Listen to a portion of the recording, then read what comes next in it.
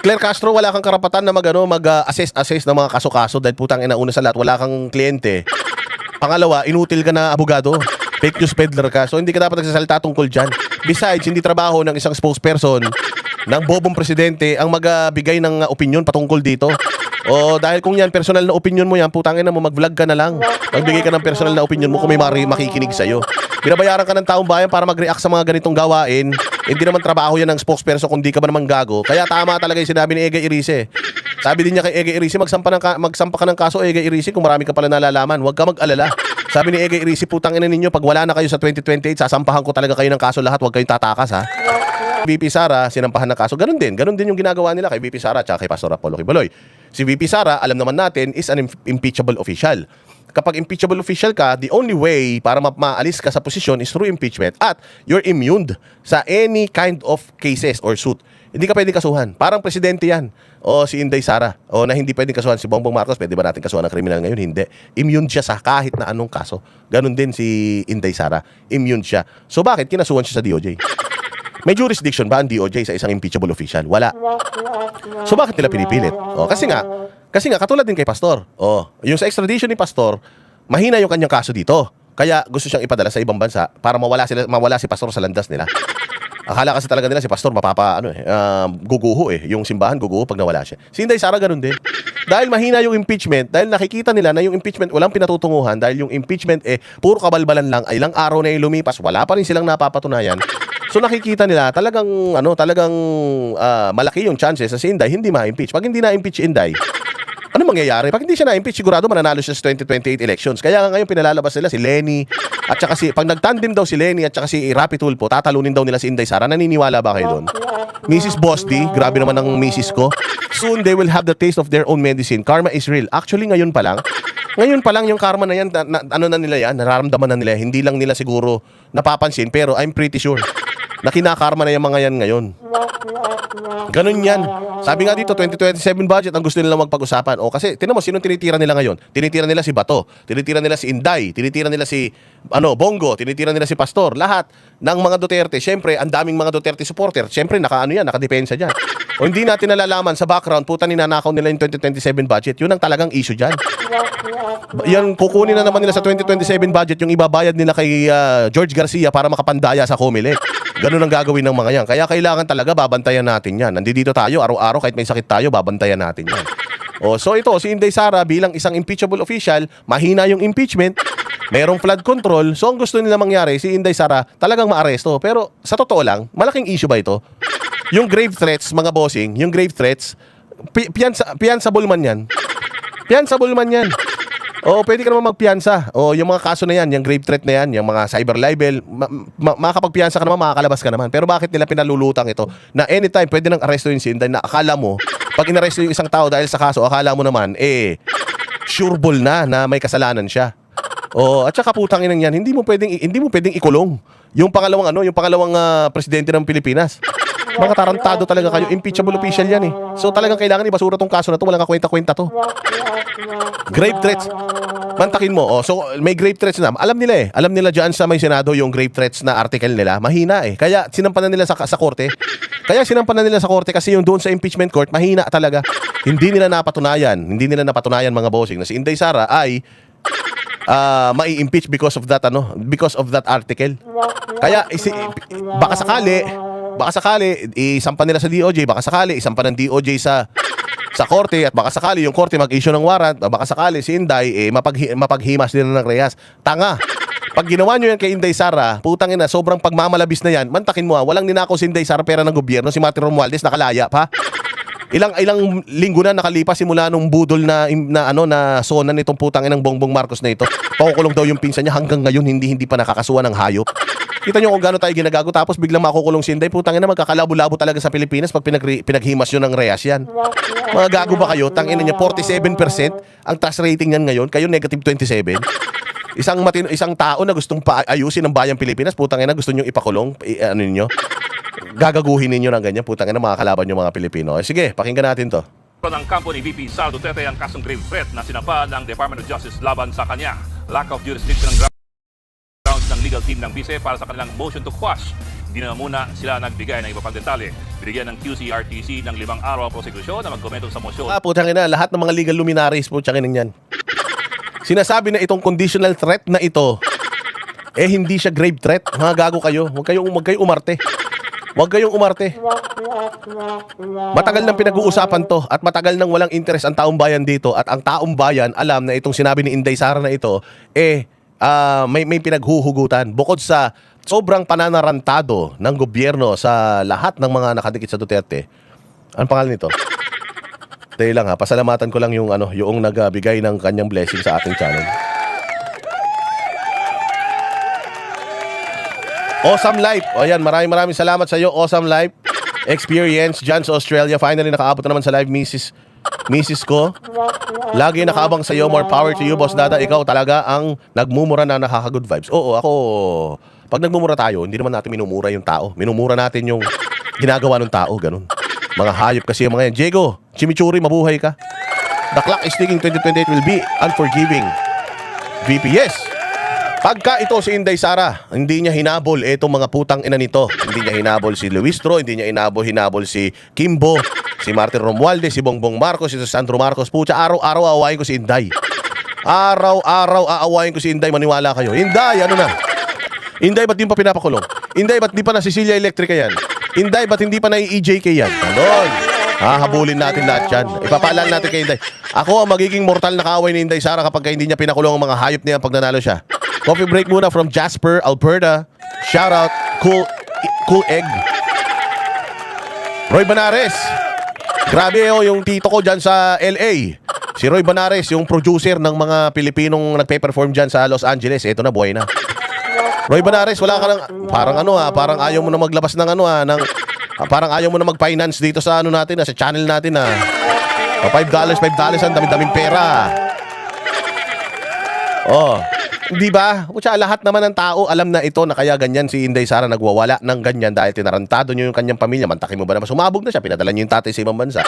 Yung kanyang chief of staff, pinakulong niyo. Tapos gusto niyo itapon ng koreksyonal. Ng dis-oras ng gabi, mga walang hiya kayo. Lord Ray Ricks, dyan sa Australia pang kape. Lintik ang mga walang ganti. Tama. Aawayin natin lahat. Tayo lahat aawayin natin si Inday Sara yan. Roy Banares yan. Sabi ko sa inyo. Hindi naman mahirap yan. Kapag ikaw, producer ka, para kang bilyonaryo sa Amerika, bumantakin mo yung mga artista dito sa Pilipinas, kukunin niya, tapos pasasayawin lang niya, magsayaw ka. Gusto ko magsayaw ka 3 oras, walang hinto. Ganyan si Roy Banares. Malupit yan, idol natin yan. Mika B, salamat sa'yo. Shout out. Shout out sa inyong lahat. So, sa lahat na nangyari dito kay Inday Sara, mga kahayupang pinagagawa nila dito kay Inday Sara.